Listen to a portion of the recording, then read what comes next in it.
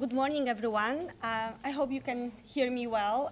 It's my pleasure to have a lecture organized within Jean Monnet Center, its policy network project ValEUs, which aims to address the current challenges facing the European Union and explore potential strategies, especially within its foreign policy. It is a network of 20 partners, institutions from 17 countries across 5 continents, and it's led by Professor Tim Bijscheld from Viadrina University. Adam Mickiewicz University, particularly Faculty of Political Science and Journalism, where we are today, is one of the partners of this network. I would like to welcome today all faculty members of Faculty of Political Science and Journalism and also students, and also those who are joining us online because we also have audience that is joining us via YouTube platform. I must say that this is one of the many lectures organized within this Jean Monnet policy network on EU foreign policy. So this is the second lecture. If you're interested in more, stay tuned. I would like you to put your name on the list and your email address so that we can also contact you about other lectures. My name is Paulina Pospieszna, and I am political scientist from the Faculty of Political Science and Journalism. I'm also a PI, principal investigator of research projects funded by National Science Center on democratic innovations, and specifically deliberative democracy instruments. And with my research team, but also collaborators, we look at the design, the role of actors involved in these processes, and impact also on deliberative processes aimed at improving representative democracy. Therefore, in today's lecture, I will also refer to some insights from the research projects. The presentation will start from discussing the European Union role as a promoter of democracy, exploring the dilemmas and challenges it faces when promoting democracy. I will refer to the concept of democratic deficit both within the EU itself and the broader crisis of representative democracy. So this will provide us the context for understanding the need for democratic innovations as a response to these challenges. We will also discuss the concept of deliberative democracy, which emphasizes informed and inclusive decision-making processes. We will delve into the mechanisms and tools that are used to achieve this, particularly focusing on citizens' assemblies. We will then explore the examples from the EU, such as Conference on the Future of Europe, and various citizen assemblies that were organized, to see how these mechanisms are implemented by the EU in practice. Moving on, we will address some key research questions, such as why political leaders establish citizen assemblies, why they invite citizens to participate in decision-making processes, and then what impact they have, these processes, on participants, but also wider audience. We also look at the impacts on policymaking and whether they contribute, these processes, to advancing democratic renewal. Let me begin by stating that the European Union is one of the oldest democracy promoters and biggest in terms of funding. and also in terms of number of countries that the EU reaches with its efforts and funding, second only after the US. The role results from its mandate. The EU has given itself a mandate in international relations which entails both the promotion of human rights and democratic principles, and also the preservation of the security of its territory, as stated in the general provision on the EU external action in Article 21 of the Treaty of European Union. The European Union has made many efforts and employed many strategies to promote democracy among future members, those that do not have prospects for membership, and those who lie in the neighborhood, and also among the current members. Well, it is impossible to mention all programs. It's impossible to mention all strategies and tools and mechanisms now, but they can generally be divided into following categories that you see here on the slide. First, democracy assistance aid projects. The EU has been involving and providing so-called democracy assistance. So it's 8 projects aimed at enhancing democracy and human rights. This includes initiatives to strengthen legitimacy. Its legitimacy includes also public administration reforms, NGOs activity, civic education, democratic awareness programs, human rights projects, and so on. These instruments in partner countries include the European Instrument for Democracy and Human Rights and the European Neighborhood Instruments. Additionally, the EU offers electoral assistance to support free and fair elections in partner countries, which includes technical support, training for electoral officials. Another category is political conditionality. The EU has employed political conditionality as a strategy for democracy promotion. This involves linking aid to other forms of support to progress in democratic reforms. Conditionality that is attached to, for example, membership, was first used toward countries that eventually joined the EU during the Big Bang enlargement of 2004, such as Poland and other countries in the Central Eastern European region. As expressed by decision makers, practitioners, and researchers, the EU conditionality worked well to help these countries meet criteria. These countries, as you know, have just celebrated 20 years since their accession to the European Union. Well, however, it doesn't mean that they haven't been free from problems with democracy, right? Another category of democracy promotion activities is trade and market access. The EU offers trade benefits and market access to, actually as incentives for countries to adopt democratic reforms. Access to the EU's single market is often tied to the implementation of democratic principles and respect for human rights. For example, the deep and comprehensive free trade area concluded with Ukraine as a part of association agreement it can serve as an example. Political dialogue and diplomacy, high-level diplomatic initiatives.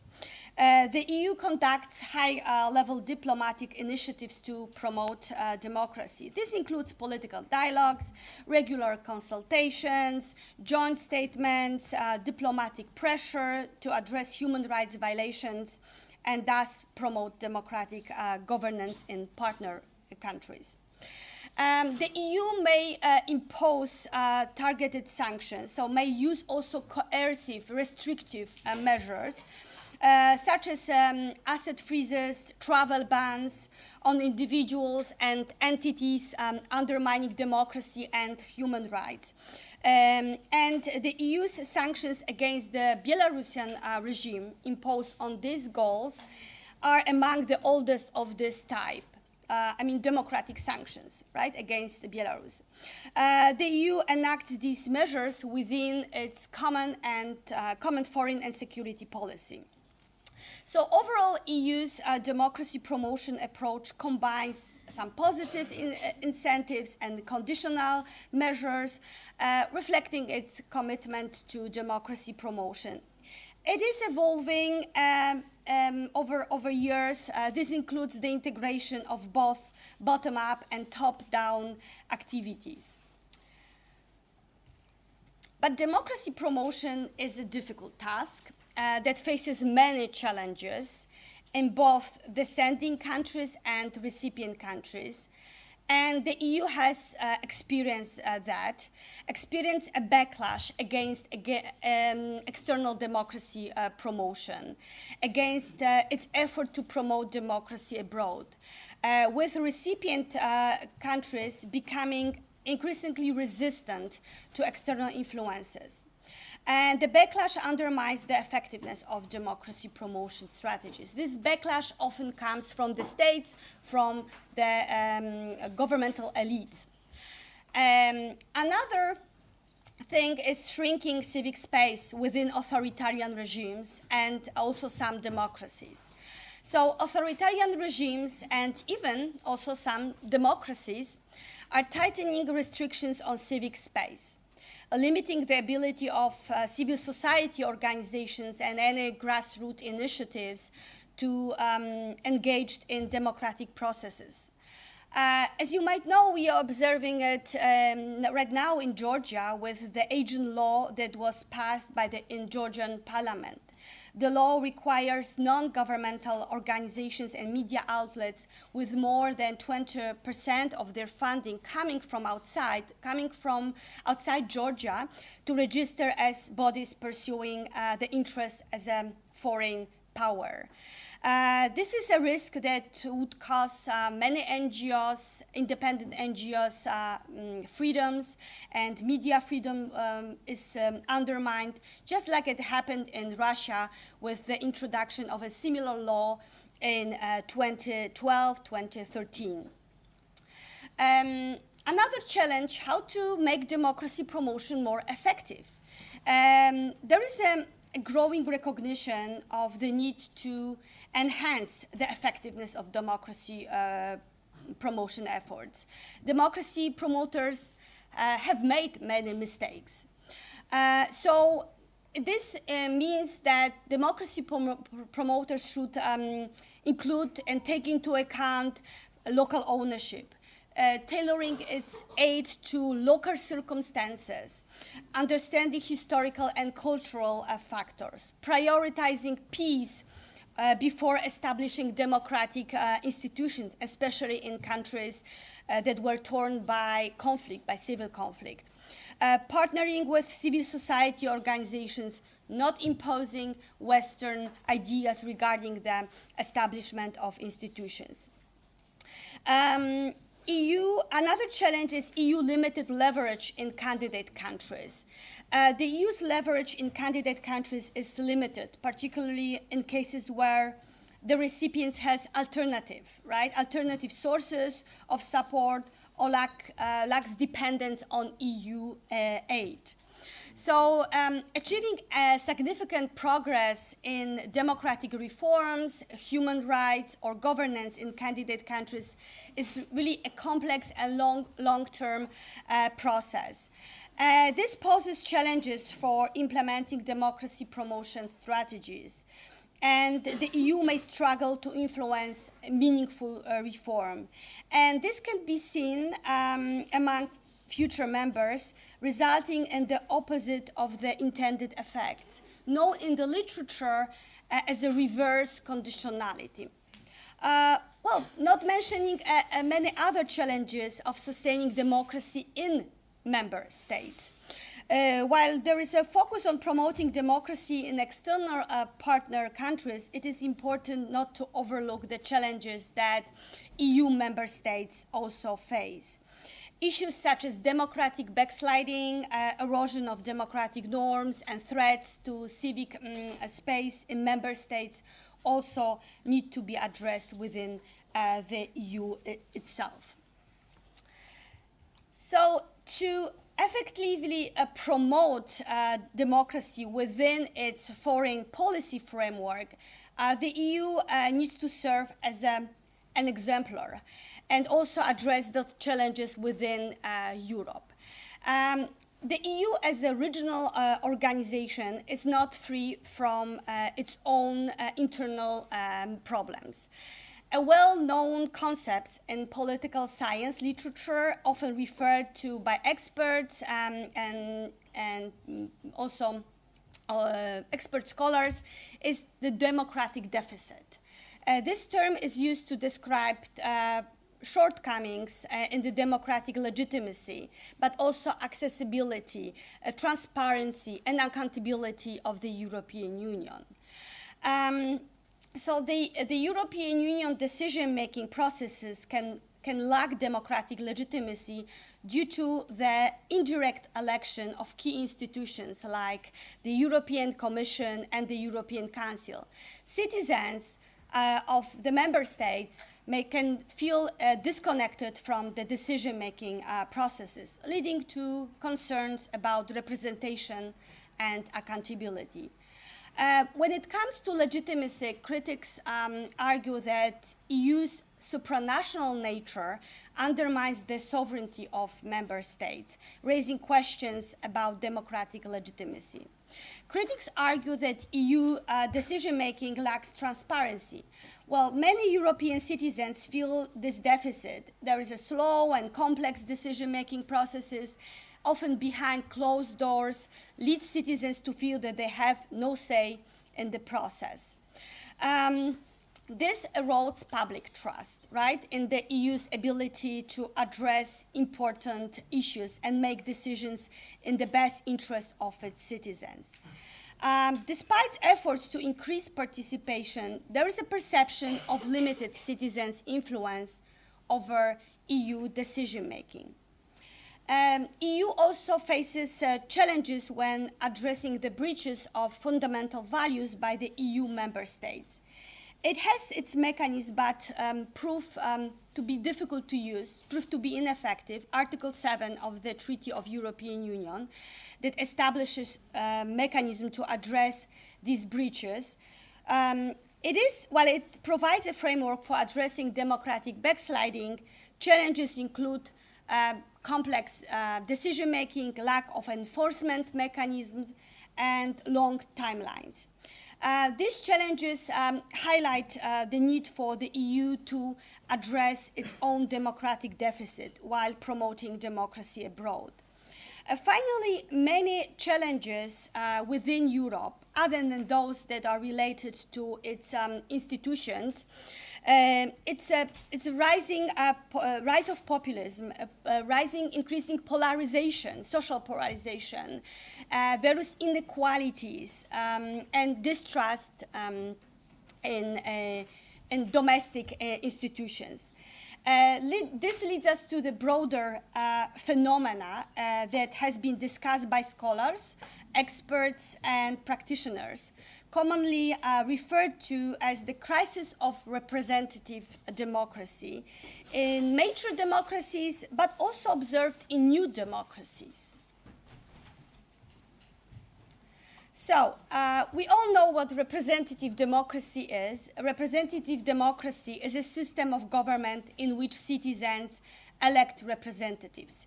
They elect them to govern on their behalf, make decisions, create laws on their behalf. So instead of direct involvement in every decision, the electorate selects a smaller group of individuals to represent the interests and concerns of population, right, in the legislative and also executive branches of government. These elected officials are accountable, should be accountable to the people, but are accountable for sure because of election mechanism, right? So they are accountable to the people through regular, free and fair elections. Representative democracy is facing a crisis by citizens' dissatisfaction with institutions, dissatisfaction with political processes, leading to a widespread political disengagement, political alienation among citizens, disillusionment with the political system, overall apathy, and even hostility toward democratic norms and values. And signs of this crisis include declining turnout in elections and lower trust in politics, in political institutions and leaders. Skepticism about the ability of traditional democratic institutions to address these concerns. And these trends contribute to what scholars have termed as a global recession and even the emergence of autocratic tendencies among also democracies. So how can we address the challenges of democratic deficit within the community, the European Union, and beyond?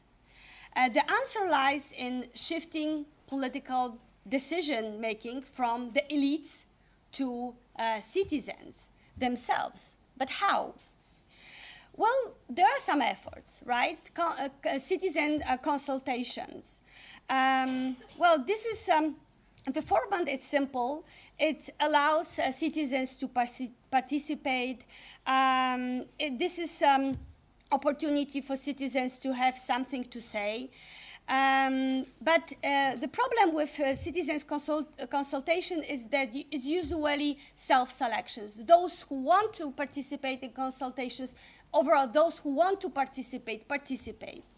So, so it's also sometimes it's being said that this is surface level input without the chance for citizens to fully understand the complexities of a given problem, right? So another opportunity, public debates and dialogue that bring together citizens, policymakers, experts, stakeholders to exchange views, share perspective, and explore solutions. Multi-stakeholder platforms also are established where representatives from various sectors, and the EU, for example, has also such platforms,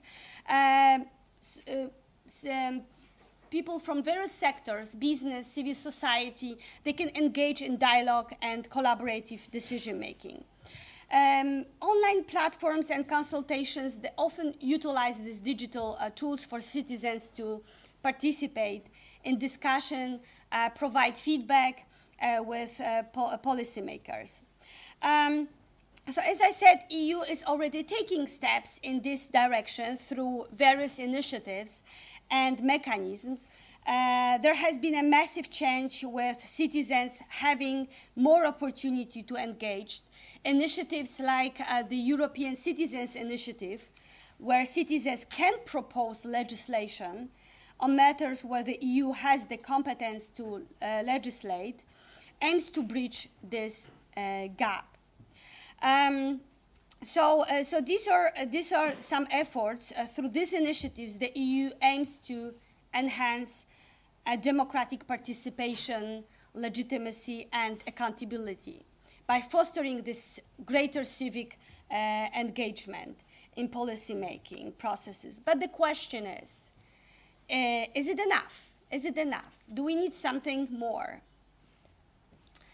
And it has been emphasized by practitioners, scholars, and experts that we need democratic innovations. We need something more than the efforts I have just mentioned. So what are democratic innovations? Democratic innovations include new ways of making, developing, and also understanding politics. It tests new methods of co-creation, policy development, participation, and implementation.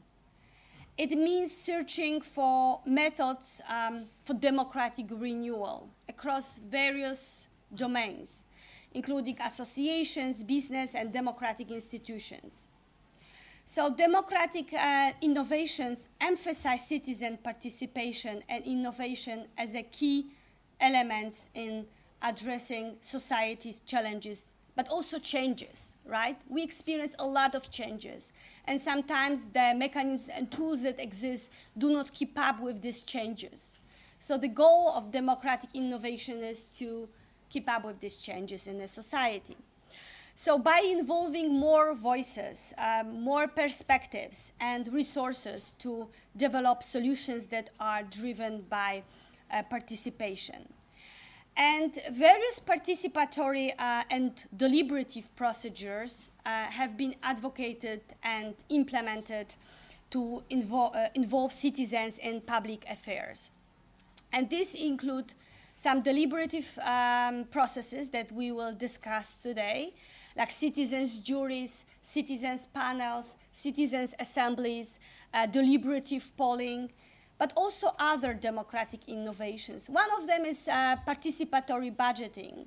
It's still considered as a democratic innovation. It's not still implemented in many countries.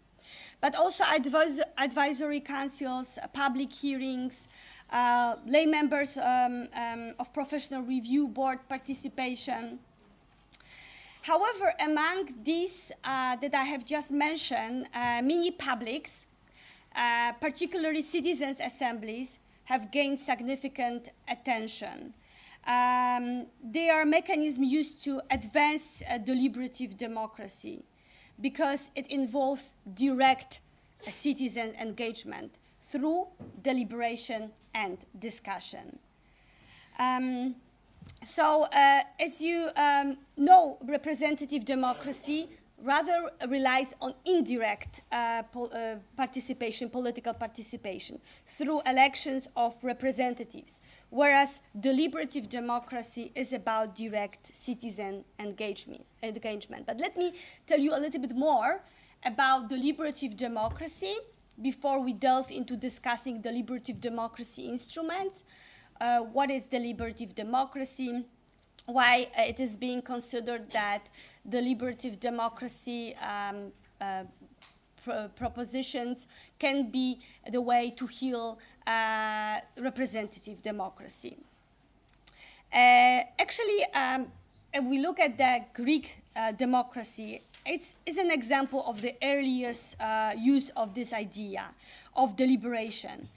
In the assemblies that took place in ancient Greece, deliberation was usually understood as a dialogical, touching on the subject of all relevant public affairs. So deliberative democracy is a form of democracy that prioritizes reasoned discussion in decision-making processes. It emphasizes public deliberation, where citizens engage in informed and inclusive discussions about public issues, aiming to reach collective decisions acceptable to all that are informed on the issue. This approach contrasts with traditional models of democracy that focuses more on voting and elections. Prominent scholars like Jürgen Habermas advocated for deliberative democracy, emphasizing rational, inclusive communication based on mutual understanding. He argued that in a truly democratic society, citizens engage in rational discourse, exchange arguments and ideas to arrive at decisions that are acceptable to all. The public sphere, according to Habermas, is where citizens come together to discuss and debate issues of common concern. Another scholar, Jane Mansbridge, another influential academics, highlights the importance of inclusive deliberation. Inclusive where diverse perspectives are heard and considered. So deliberative democracy, she argues, enhances democratic legitimacy by allowing direct citizen participation and participation of citizens of various backgrounds. Amy Goodman and Dennis Thompson focus on more practical aspects, such as designing deliberative processes, how to design them, and what role these institutions should play in decision-making processes. They emphasize creating spaces and mechanisms for deliberations, like citizens' assemblies, or deliberative polling, where citizens can engage meaningfully in dialogue and decision-making. I should say that in addition to scholars, academics, there are also other actors that promote deliberative democracy these days, including regional organizations like the European Union, but also Council of Europe. Council of Europe promotes citizens' assemblies and also is one of the co-organizers, co-founder of citizen assemblies in many countries, but also international organizations like Organization for Economic Cooperation and Development, OECD, also promotes deliberative democracy. But I should say also that many NGOs, many initiatives like Federation for Innovation of Democracy, FIDE, or Democracy R&D, or other NGOs, they also aim to explore the transformative potential of deliberative methods by bringing together collective experiences through expert-led sessions, workshops, and case studies. We as scholars also participate in such events organized by them. But since majority of innovations, majority of citizen assemblies take place in the area of climate, NGOs such as Knowledge Network on Climate Assemblies, KNOCA, and European Climate Foundation, but also Real Deal, are also driving the promotion of deliberative democracy. They partner with scientists, with us, academics, but also practitioners to make deliberative democracy a common feature in policymaking. I have just mentioned Real Deal, but also European Climate Foundation. These organizations invite citizens from across Europe to participate in decision-making spaces. Everyone can take part in it, ensuring that they shape the EU's climate and environmental action. And through active participation and dialogue, they aim to strengthen democracy and foster a greater, foster a green and just transition in Europe. So, deliberative democracy places deliberation at the heart of decision-making process, enabling citizens to engage in meaningful, informed, and inclusive discussions about public issues. It aims to reach collective decisions while creating institutions. Institutions that resolve conflicts and transform preferences and any values or value orientations in the process, such as deliberative mini-publics. So deliberative mini-publics are one of the instruments, we can say, of deliberative democracy. So what deliberative mini-publics are about? So here on the slide, you see the main features of deliberative mini-publics. Deliberative mini-publics are small-scale deliberative bodies composed of randomly selected citizens. Yes, randomly selected citizens, but representative to its population that they should represent, who come together and deliberate on specific issues. Therefore, are called mini-publics, right? So it's a small sample, but representative of population. So random selection is the first feature of deliberative mini-publics, where participants are randomly selected from the population, but to ensure representation based on gender, education, and other stratification criteria. Mini-publics typically consist of a limited number of participants. How many? Ranging from dozens to a few hundred. allowing for in-depth discussion and interaction. Sometimes they are being called a microcosm of the whole population. Another feature, inclusivity. So mini-publics aim to include a diverse range of participants in terms of demographics, such as age, gender, but also in some countries, ethnicity, some minorities, right, and socioeconomic background to ensure a broad representation of the society. It depends on what type of level these mini-publics are organized.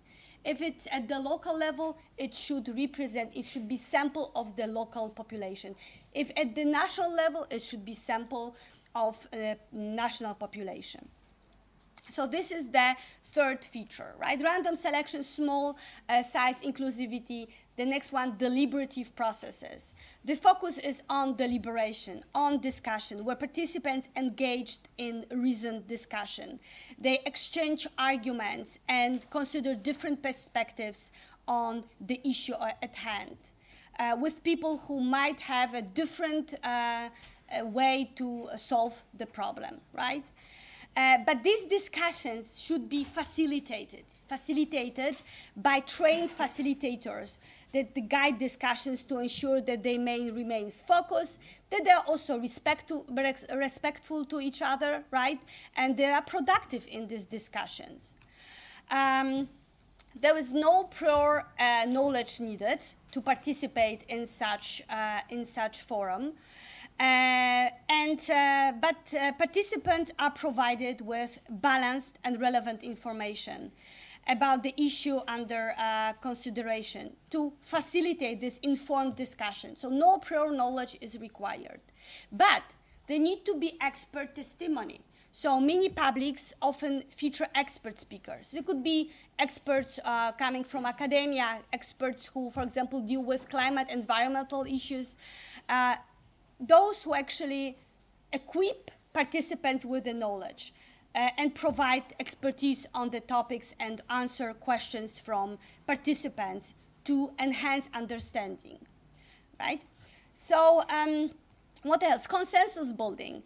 There is not always necessary. Mini-publics often strive to reach consensus or near consensus because they will develop recommendations that they will give to policymakers.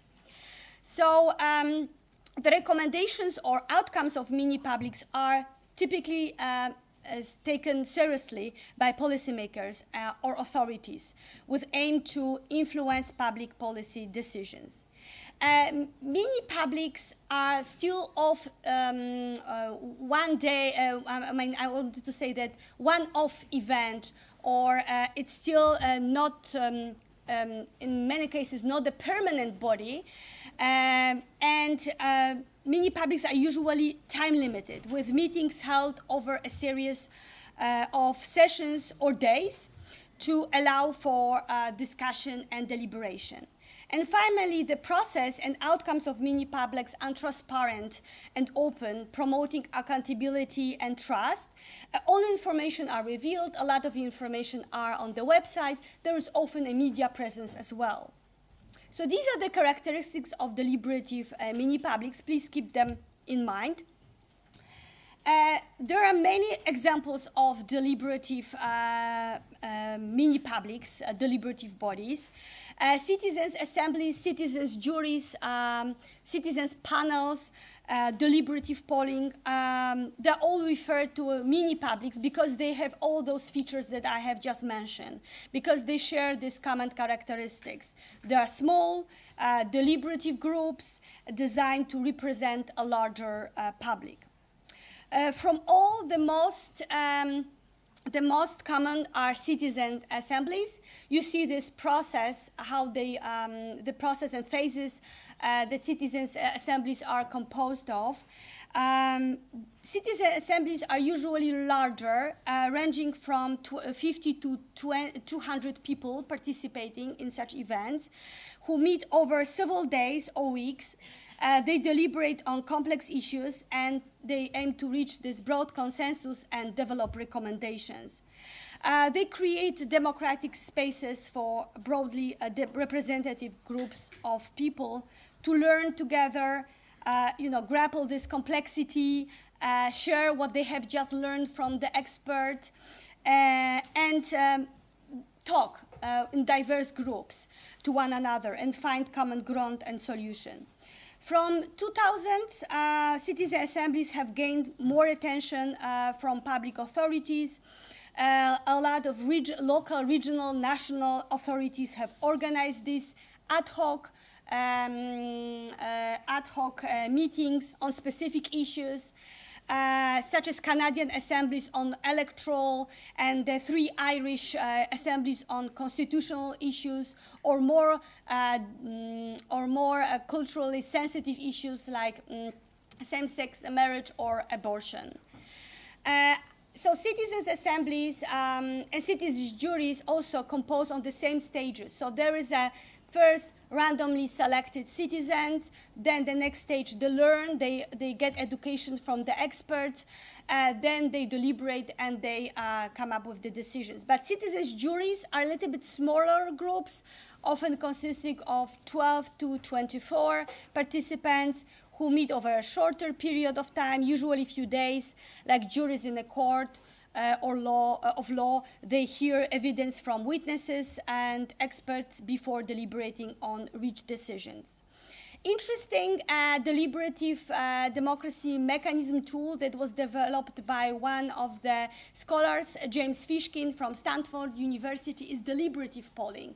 It also consists of the stages that you see here on the slide, but this method also combines traditional polling with deliberation. So there is, of course, a random representative sample of the population, but it's polled on the issue. So there is a survey distributed among the participants to see, to find out their perceptions, opinion on the issue, also to find out their knowledge.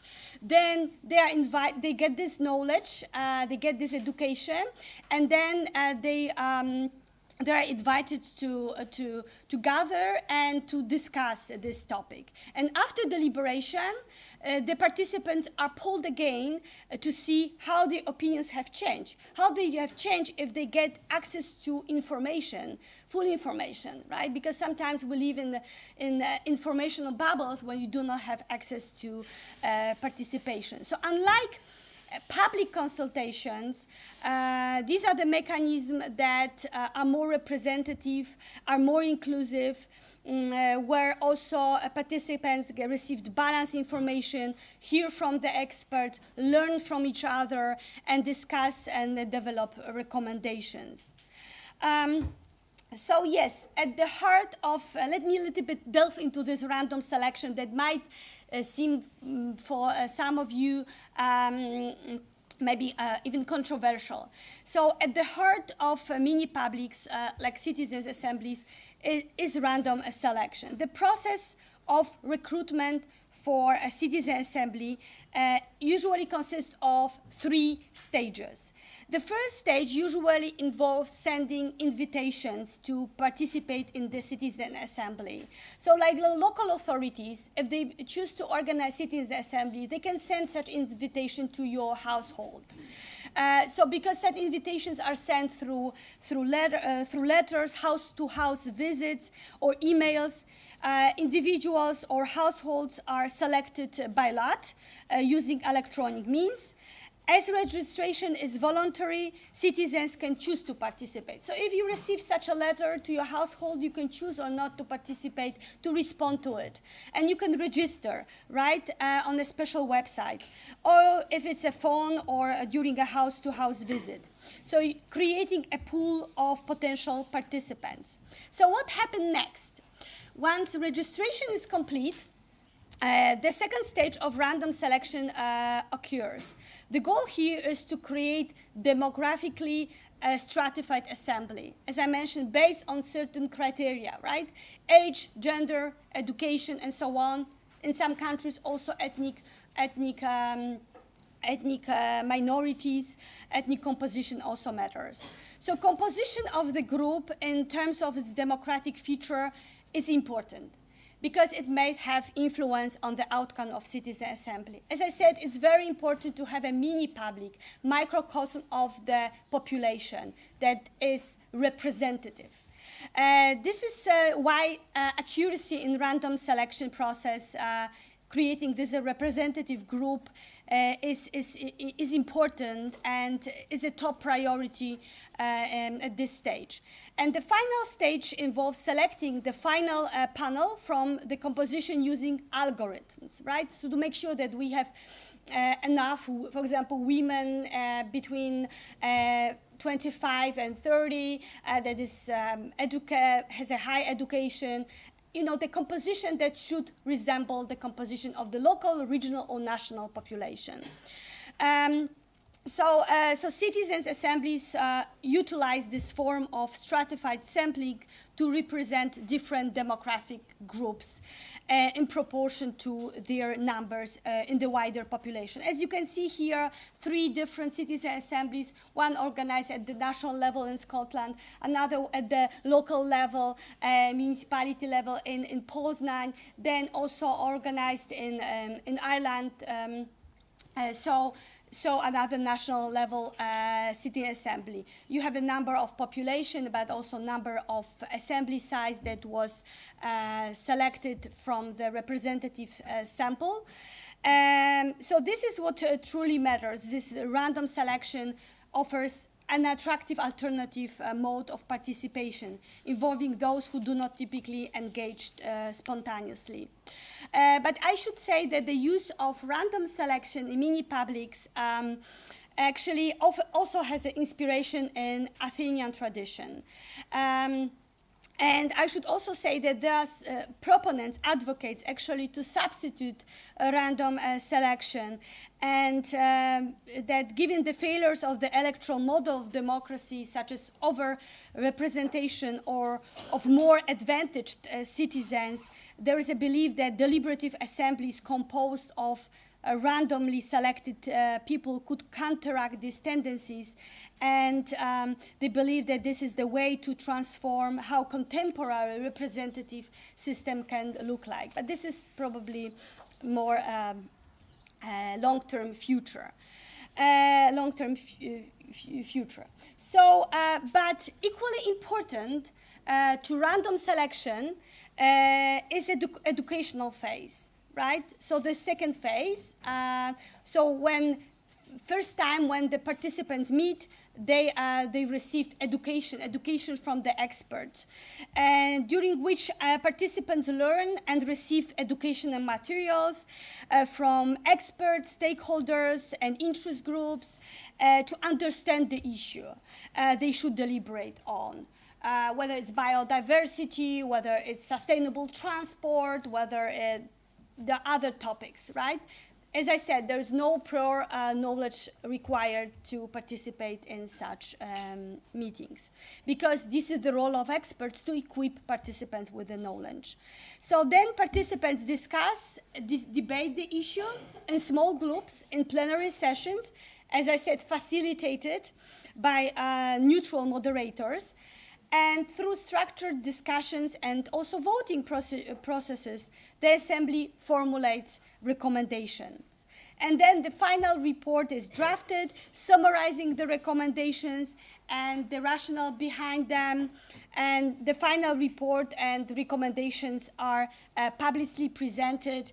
They can include press conferences, public meetings, online publications. So key stakeholders, including local government officials, are briefed on the Assembly's findings. For adopted recommendations, the goal is for recommendations to be adopted, right? The government initiate the process of policy development, which may include drafting legislation or implementing some administrative changes that will incorporate these recommendations. Not in many countries, but there can be some oversight committee, possibly including some assembly participants, former assembly participants, who monitors the implementation of the recommendations, but this is unfortunately very rare. Despite their benefits, I should say, many publics face challenges integrating their recommendations into their formal political processes, and also gaining some trust and legitimacy from policymakers. Given that, and also the fact that majority of citizen assemblies are top-down meaning that they are organized by local authorities. Local authorities want them to take place, right? So they're initiated by them, they're organized by them. The question is, why do political leaders establish citizen assemblies, and what do they really expect from them? And I would like to share with you some results coming from the studies, why political leaders establish citizen assemblies. Why citizens might be able to want to participate in such events, it's because they want maybe have something to say on the topic, right? There could be different motivations when citizens participate. But now let's focus on decision makers and political elites, why they establish citizen assemblies at the local, the regional or national levels. On the one hand, public officials are one of the main initiators of citizen assemblies. They initiate them at various levels to tackle different kinds of problems. On the other hand, political leaders could have good reasons to avoid them, right? Why? Well, because the involvement of ordinary citizens in decision-making processes can potentially restrict political leaders' autonomy, right? By forcing them to make certain decisions or explain why they do not do so, for example. So the introduction of assemblies based on random selection can also challenge and undermine their legitimacy based on election. What they can say, why I'm a representative and I'm here to make decisions. Why I should allow citizens to have something to say on the topic. So these are the main reasons why we know this from research, right? Political leaders establish citizen assemblies for to gather diverse information. Leaders value public participation as a means to collect information, connect with real people, check policy visibility, whether something is possible or not, and get aid in policy implementation. They may establish citizen assemblies to gather diverse perspectives and insight that may not be readily available through traditional channels. Also, to maintain control while also appearing democratic, they may prefer informal channels over formal participatory devices and may only support participatory reforms that remain purely advisory, ensuring the final decision-making power remains still in political elites, right? Some leaders establish citizen assemblies due to some discrepancies among political elites, right? Sometimes we have especially a coalition of different parties when it's difficult for them to reach the consensus on the specific public policy. So citizens' assemblies may help resolve these discrepancies, differences. Then to address specific issues or concerns. For example, the British Columbia, in Canada and Ireland, citizen assemblies were created to propose reforms on electoral systems, as I said, but also to address very sensitive issues, culturally sensitive issues. These assemblies may help solve these contentious issues. And finally, to enhance legitimacy and address contextual needs. The context in which citizen assemblies are set up is also crucial. Leaders may establish these assemblies to frame problems, gain visibility, defend particular solutions, or enhance the legitimacy of decision-making processes. Well, for these reasons and the challenges the EU faces, that we mentioned right at the beginning of our lecture, these instruments of deliberative democracy are promoted by the European Union. The European Union took significant steps toward embedding, adding this deliberative democracy in its EU policymaking. By doing it, the EU seeks to address democratic deficit that we defined, and ensure the legitimacy of its actions. Here on the slide, you see posters promoting, but also announcing the Conference of the Future of Europe. It was a landmark event held in May 2022, so 2 years ago, aimed at engaging citizens in shaping the future of the European Union. At the core were the European Citizens' Assemblies, where 800 citizens from the member states deliberated on key topics and formulated recommendations for the EU. There were actually 4 citizens' assemblies organized at the EU level, each consisting of 200 citizens from the member states. These panels held 3-day educational process where citizens could have access to information. They were trained by the experts, right? Experts were available to them to talk about the topics and provide some guidance. Then deliberations were conducted in multiple languages, so everyone could actually speak its own language. And why? Because the goal was to also ensure inclusivity, that everyone feels comfortable, that everyone can communicate and discuss the topic freely. Yeah? So there was a deliberative sessions. Of course, they were facilitated by trained facilitators. These meetings actually took place in person, but also in a remote format. The first session took place at the European Parliament in Strasbourg, followed by remote sessions and concluding with in-person sessions at prestigious educational institutions across Europe. So how it looked? So the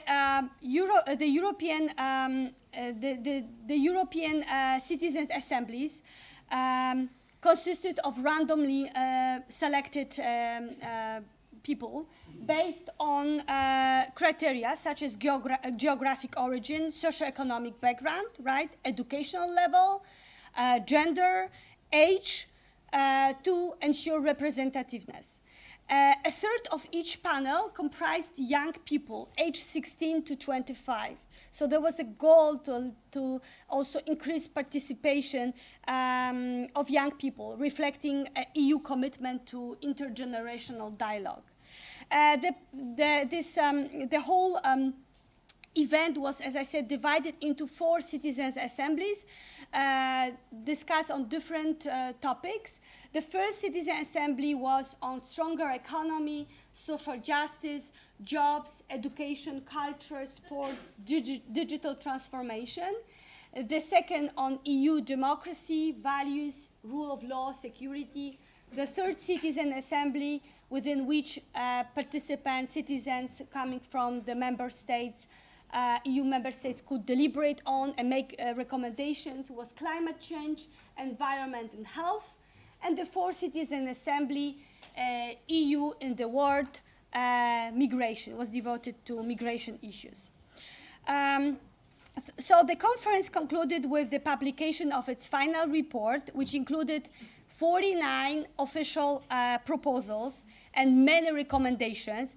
On this website, you can click on the list of recommendations.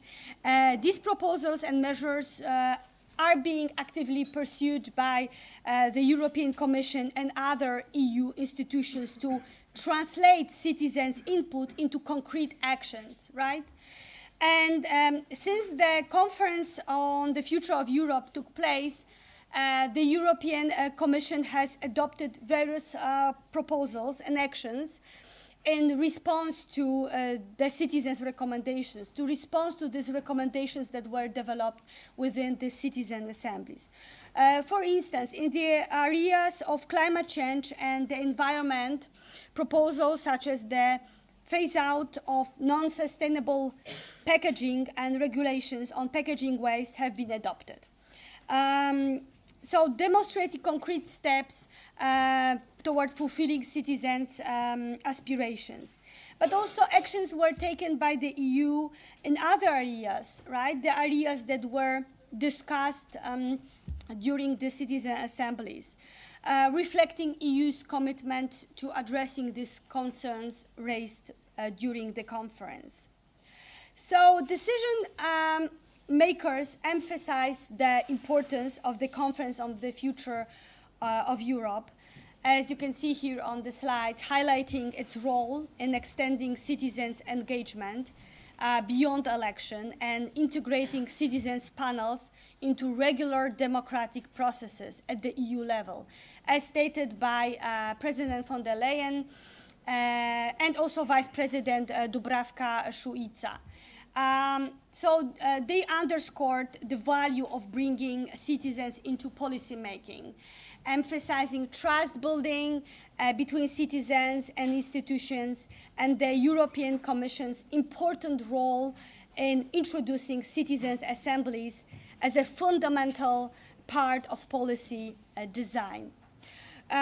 What actually is this conference on the future of Europe and the citizens' assemblies that were organized within this event could teach the EU elites is that citizens have high expectations from the EU, and that the citizens can make decisions, can facilitate decision-making processes taking place at the EU level, and that the EU should deliver. So therefore, since this event, there has been an agreement that citizen assemblies at the EU level should not remain just one-time event, not just ad hoc one-time event. It should be made possible for European Parliament and the European Court of Justice to call for a more narrow topics, European public deliberation on many contentious issues, which might require the input of the European public. And such topical deliberations, such topical citizen assemblies, they focus on more specific questions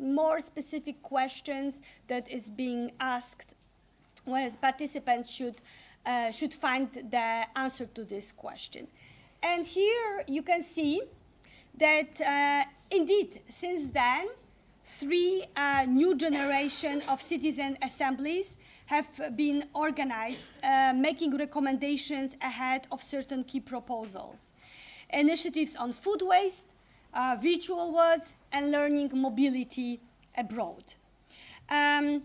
So these 3 citizen assemblies took place recently. And the Citizens' Assembly on Food Waste took place between December 2022 and February 2023 with 147 participants, randomly selected citizens from the EU member states of different age groups, of different education, of different social demographics from 27 member states participated and deliberated on this issue.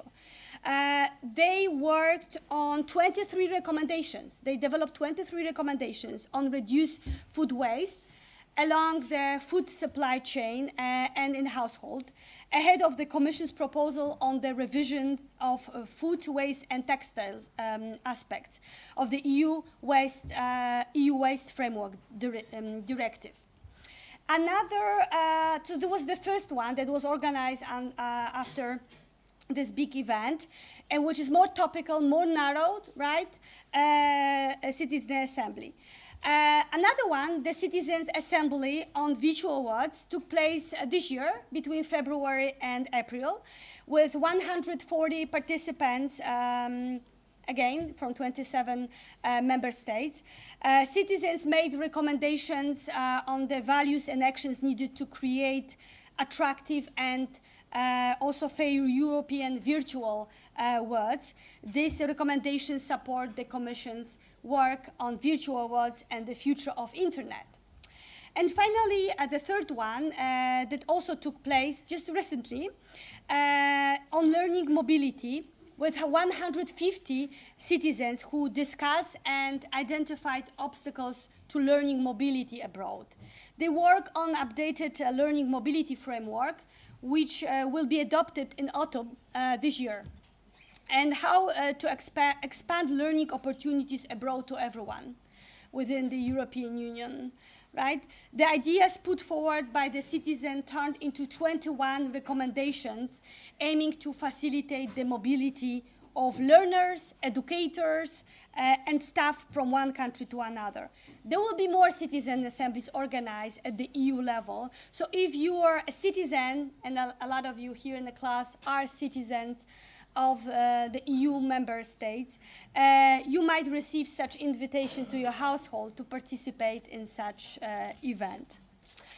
So, citizens' assemblies have the potential to energize the European public, to engage in, this transnational debate about a wide range of issues, and ensure their experience and expertise impact the decision-making processes. Citizen assemblies became a popular tool, supplementing the decision-making processes on complex public policies, as I said, in many democracies, but not only in fully fledged democracies. We as a research team, we also observe citizen assemblies in 2 cities in Georgia, Rustafi and Ozurgeti. We also observed citizen assemblies, the first citizen assembly in Skopje, North Macedonia. And there will be more also organized, also in fragile democracies.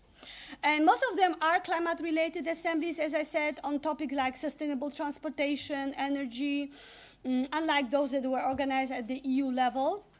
But the broader question is, still exists, is it possible to advance democratic renewal with these deliberative processes?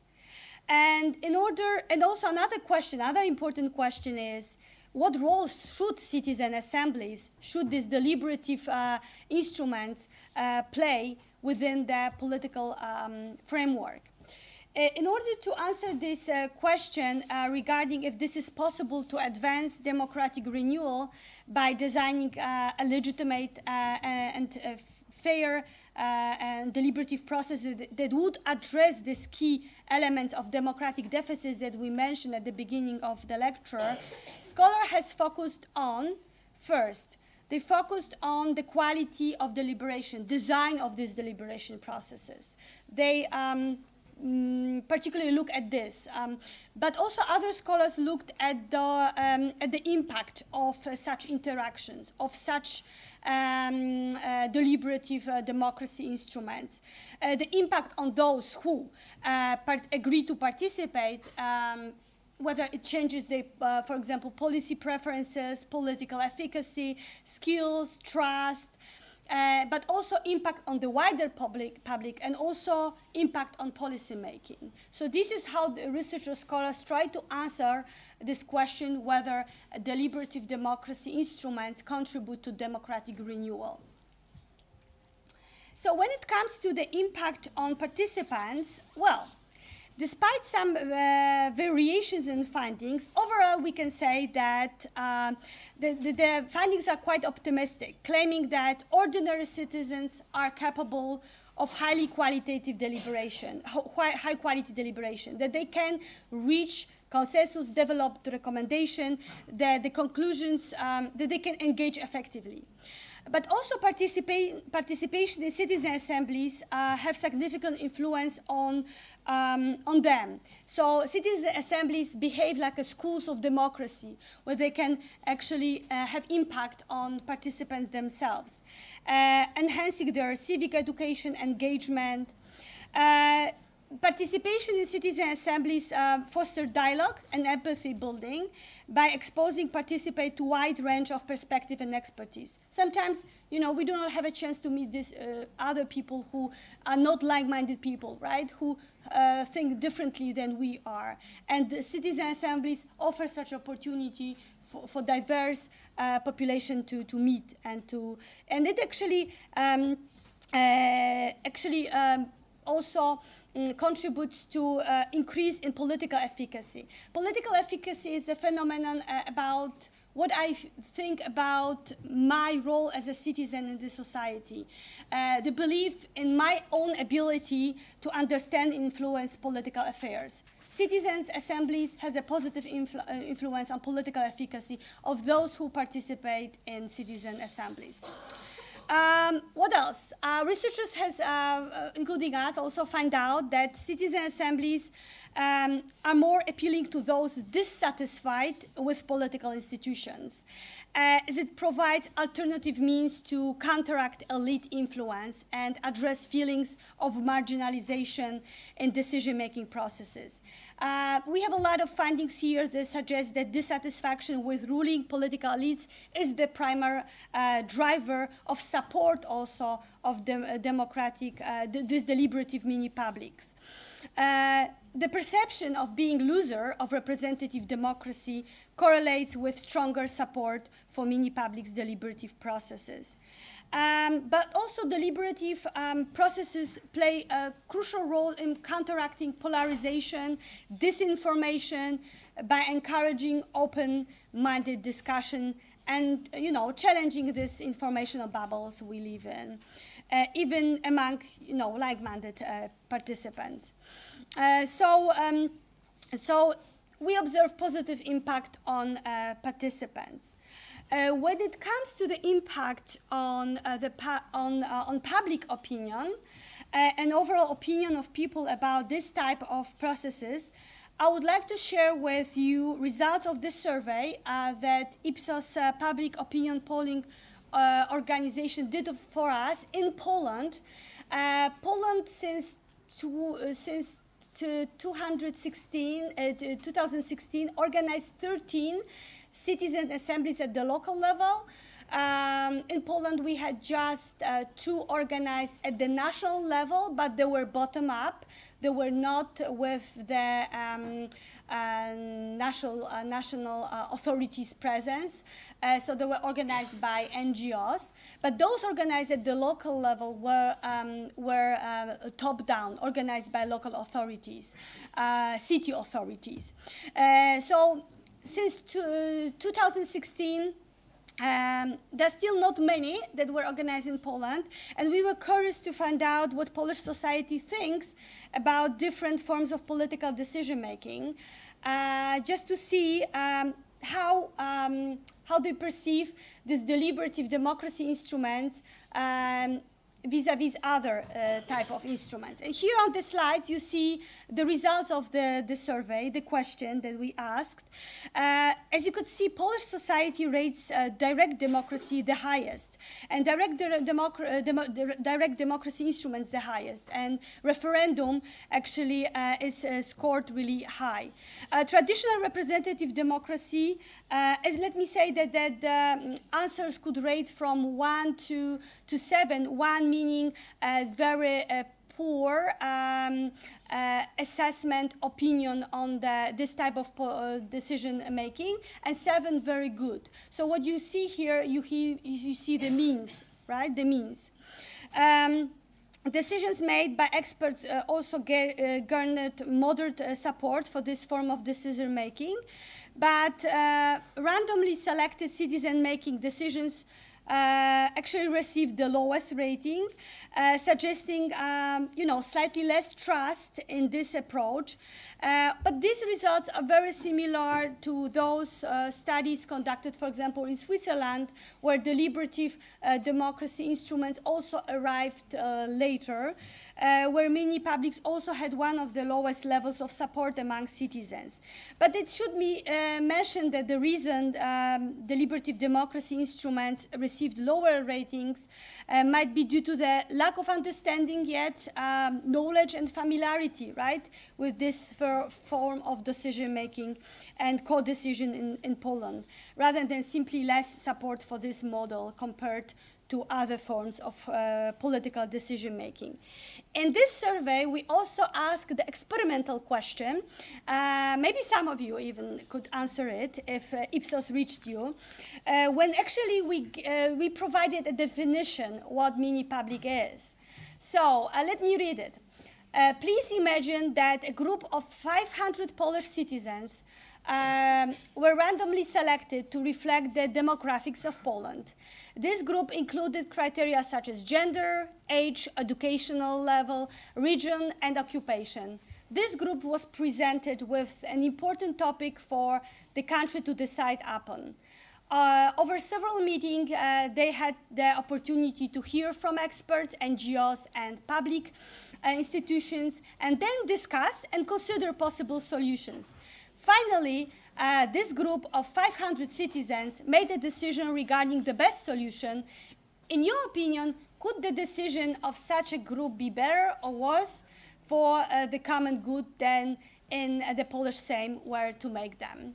So we defined how the process looks like, right? We gave the definition. And the possible answers range from 1, definitely better, to 7, hard to say.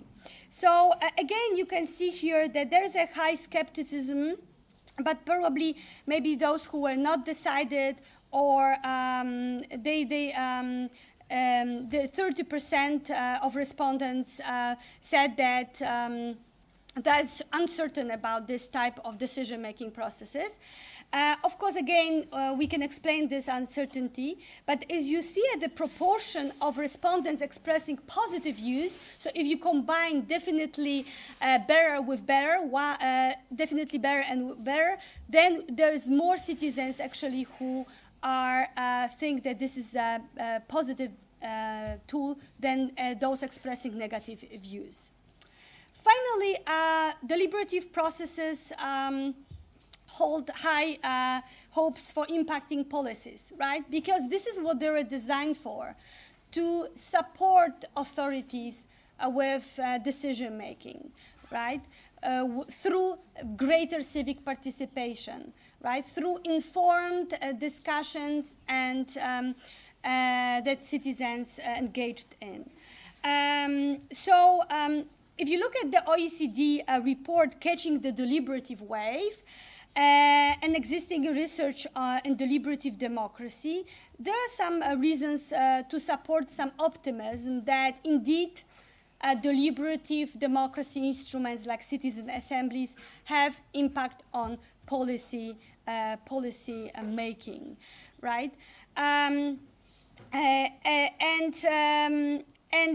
However, there is often a significant gap that we see between policies and effective action, meaning that some policies generated from deliberative processes may not always translate into real-world change. And also not many, some of the recommendations are not implemented by decision maker.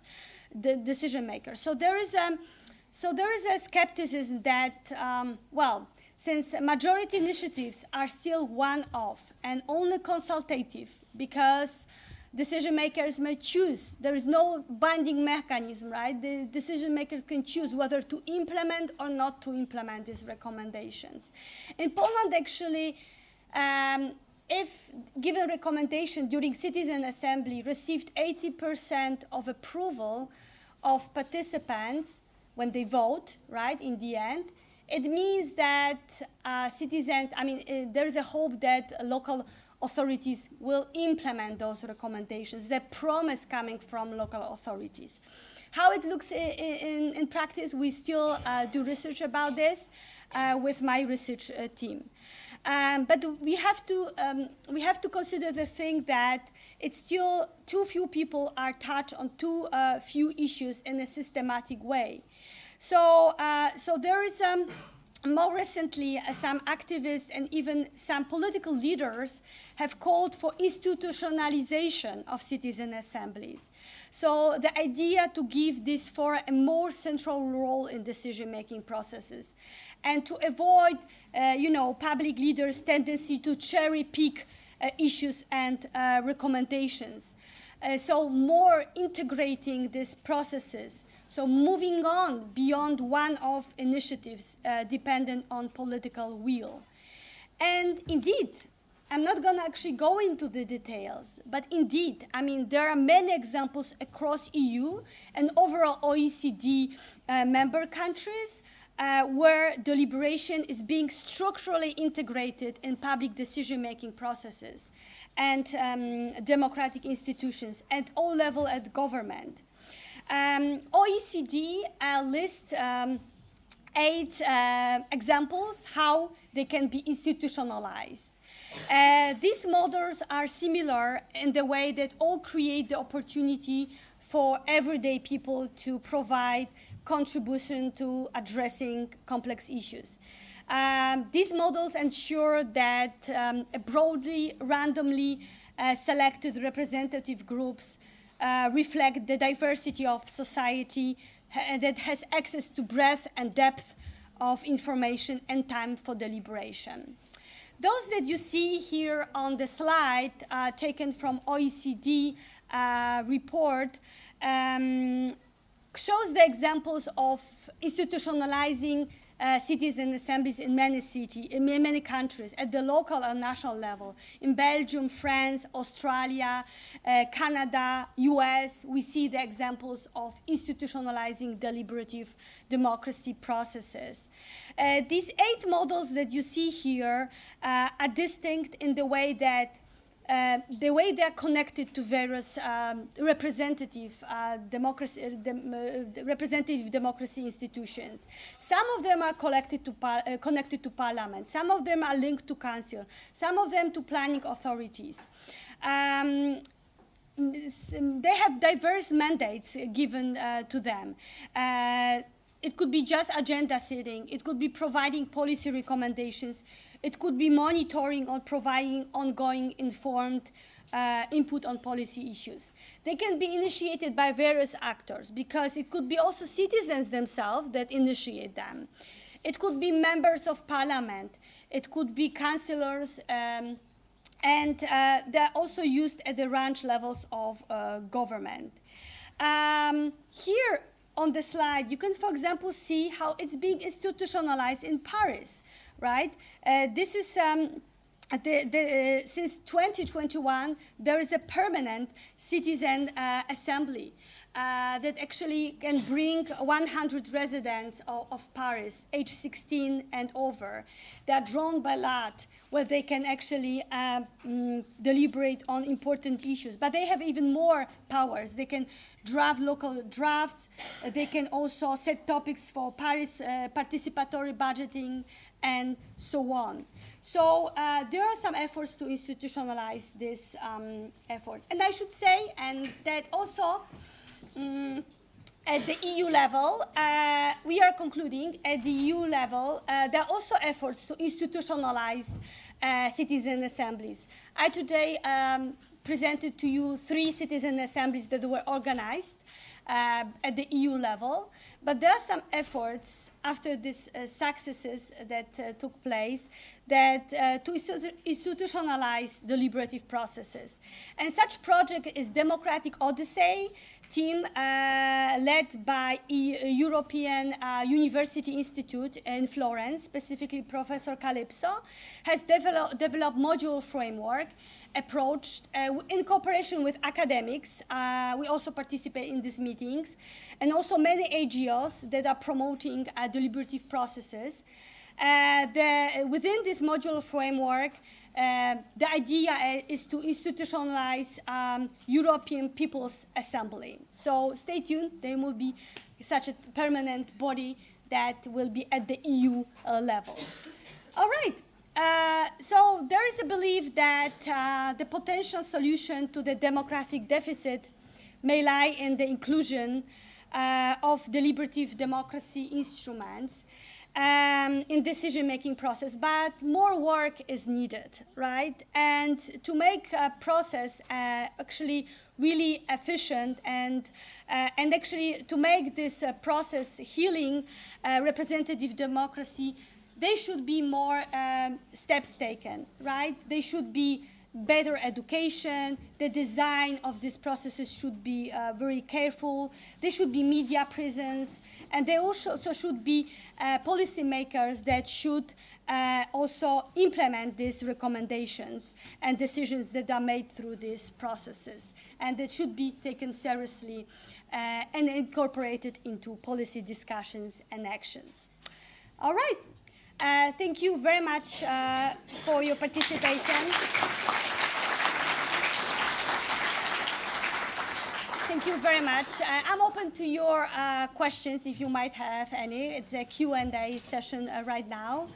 How did you like this process? Yes, please. I can start. In our class, when we were talking about the type of democracy, we mentioned participatory democracy as well, rather after direct democracy, representative democracy, and consolidated democracy. What is the difference mainly between participatory democracy and deliberative democracy? Okay.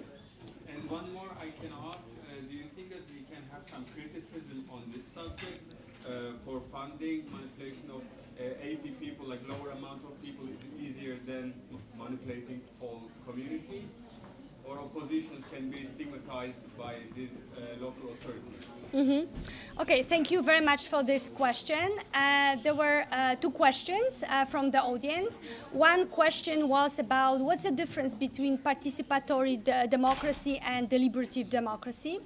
Well, deliberative democracy is this type of democracy that at the heart puts deliberation. So discussion that should be informed and that where citizens that gather together have an opportunity to first learn from the experts, to be equipped in the knowledge, and to deliberate on the issues.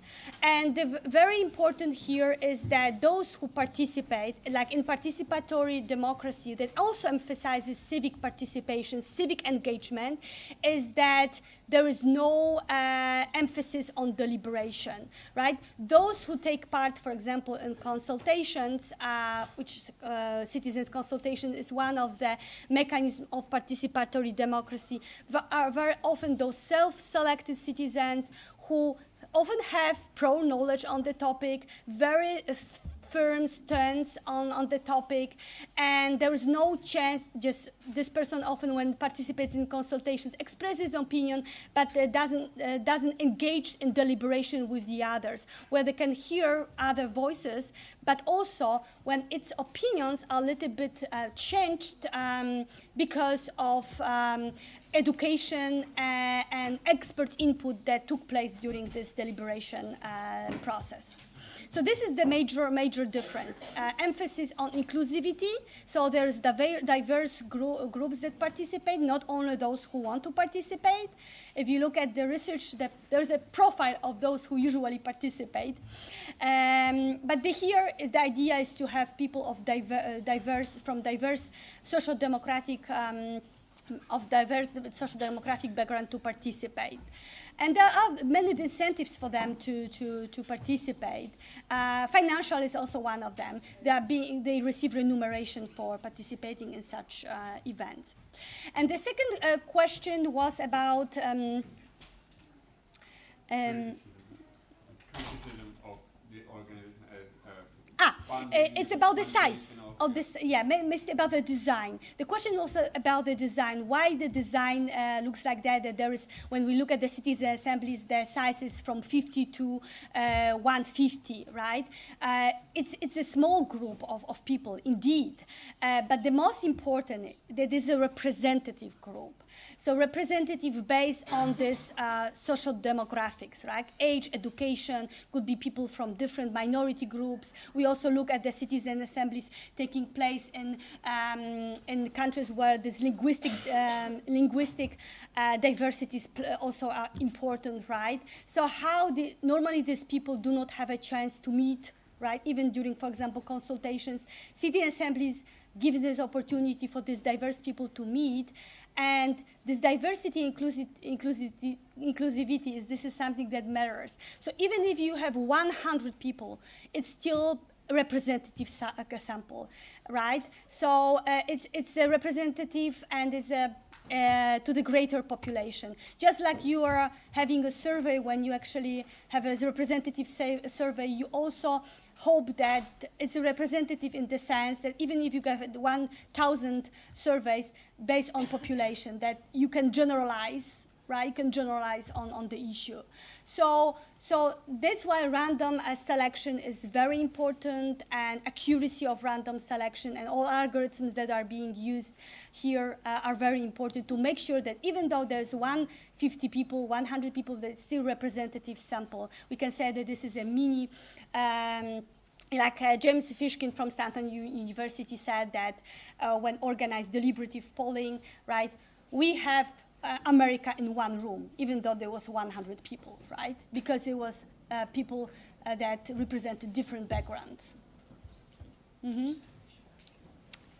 All right, thank you so much. Thank you very much.